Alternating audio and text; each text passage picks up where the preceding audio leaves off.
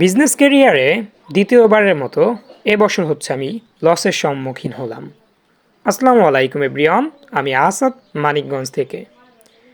Business লাইফে এবছর হচ্ছে দ্বিতীয়বারের মতো আমি লসের সম্মুখীন হয়েছি। ফর দ্য ফার্স্ট টাইম হচ্ছে 2020 সালের দিকে আমি একটা লসের সম্মুখীন হই। তখন হচ্ছে আমার কোনো ব্লগ বা ভিডিও আপলোড হতো না। তখন আমি এই ঘরটা নিয়ে যাত্রা শুরু করি কেবল দেশি মুরগির জন্য।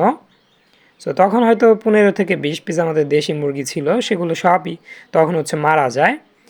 আমার হচ্ছে একটা অ্যাক্সিডেন্ট হয়ে পায়ে হচ্ছে প্রবলেম হয়েছিল, অ্যাটলিস্ট পায়ের হাড় হচ্ছে ফেটে গিয়েছিল। সেজন্য তখন আমি কোনো প্রকার কিন্তু ট্রিটমেন্ট ওদের দিতে পারি নাই সে 2020 সালের দিকে। আর 2026 সালে এসে কিন্তু আমি এবছর আবারও একটা লসের সম্মুখীন হলাম। এবছর যথাসময়ে যথা মেডিসিন ইউজ করার ফলেও কিন্তু আমাদের বেশ কিছু চীনা হাঁস হারাতে হয়। সাধারণত অন্যান্য হাঁসের তুলনায় চীনা হাঁস কিন্তু একটু বেশি শক্তিশালী হয়, মানে ওদের রোগ প্রতিরোধ ক্ষমতা অনেক ভালো, এবং রোগে আক্রান্ত হলেও কিন্তু একদম সামান্য রোগে কিন্তু ওদের দেখে আপনি বুঝতে পারবেন না যে ওরা হচ্ছে রোগে আক্রান্ত হয়েছে। তেমনই কিন্তু আমিও এবছর বুঝতে পারি না আমাদের হাঁসগুলো রোগে আক্রান্ত হয়েছে। দুইটা হাঁস মারা গেছে, তারপর আমি বুঝতে পারছি আমাদের হাঁসগুলো হয়তো বা রোগে আক্রান্ত হয়েছে। তারপর থেকে আমি দুইটা মেডিসিন ইউজ করছি নিয়মিত। ফার্স্ট হচ্ছে জিলিয়ান ভেট, আর সেকেন্ড হচ্ছে আমাদের যে খাবার নর্মাল নাপা, সেটা নাপা কিন্তু এক্সট্রা না, নর্মাল নাপাটা।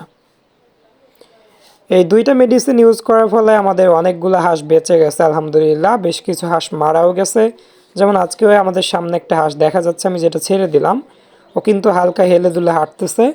ওর হচ্ছে পেটের ডিমটা না ভেঙে গেছে বা ফেটে গেছে। অতিরিক্ত অ্যান্টিবায়োটিক ইউজ করার ফলে হাঁসের পেটের ডিমগুলা ফেটে যায়, এটা আমি জানি, যেহেতু আমি ইতিপূর্বেও অনেকবার মেডিসিন ইউজ করছি। তখন হচ্ছে আমাদের দুইটা একটা চীনা হাঁসের উপরের রোগটা হচ্ছে চলে গেছে।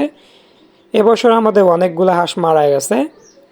মোটামুটি এ মাসে হচ্ছে আমি 20 থেকে 25 হাজার টাকার মতো হচ্ছে লস খাচ্ছি বা খেতে চলছি। যেমন আমাদের ইউরোপিয়ান হোয়াইট জায়ান্ট কটন স্কোয়েলগুলো সবগুলোই শেষ আলহামদুলিল্লাহ। তারপর হচ্ছে আমাদের রিংনেক ফিসেন গেছে, গোল্ডেন সেব্রাইট গেছে, দুইটা হচ্ছে পাতি হাঁস চলে গেছে, টার্কি মুরগি ছিল 11 পিসের মতো, সেগুলো হচ্ছে চলে গেছে। তারপর আপনার হচ্ছে বেশ কিছু হাঁসের বাচ্চা মারা গেছে। দেন তারপর পুলিশ ক্যাপের ছোটো ছোটো কিছু বাচ্চা ছিল, কিন কোয়েল ছিল। সব মিলিয়ে 20 থেকে 25 হাজার টাকার মতো হচ্ছে আমাদের এই মাসে লস হবে, বা 20-25 হাজার টাকার হচ্ছে পশু পাখি মারা গেছে। যাক, তারপরে হচ্ছে আলহামদুলিল্লাহ, আল্লাহ সুবহান তাআলা যেটা করে সেটাই ভালো। আমি আগেও কিন্তু ইতিপূর্বে অনেক ভিডিওতে বলছি, যদি আমাদের একটা দেশি মুরগি থাকে সবগুলো মারা, যে সেখান থেকে কিন্তু র্যাবিট এগ্রো আবার পুনরায় আজকের অবস্থানে আসার চেষ্টা করবে বা এগিয়ে যাওয়ার চেষ্টা করবে। যাক, এখন কিন্তু আমাদের র্যাবিট এগ্রো রোগ মুক্ত। একটা হাঁসের হচ্ছে পেটে ডিম গলে গেছিলো, ওকে জবাই করে খেয়ে ফেলতে হবে। তারপর হচ্ছে আলহামদুলিল্লাহ আমাদের র্যাবিট এগ্রো একদম রোগ থেকে শূন্য হয়ে যাবে, মানে কোনো প্রকার রোগ থাকবে না।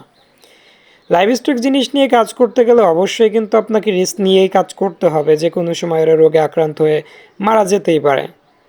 এগুলো ধান চাউল না, আপনি বাজার হচ্ছে যখন ভালো পাবেন তখন সেল করে দেবেন,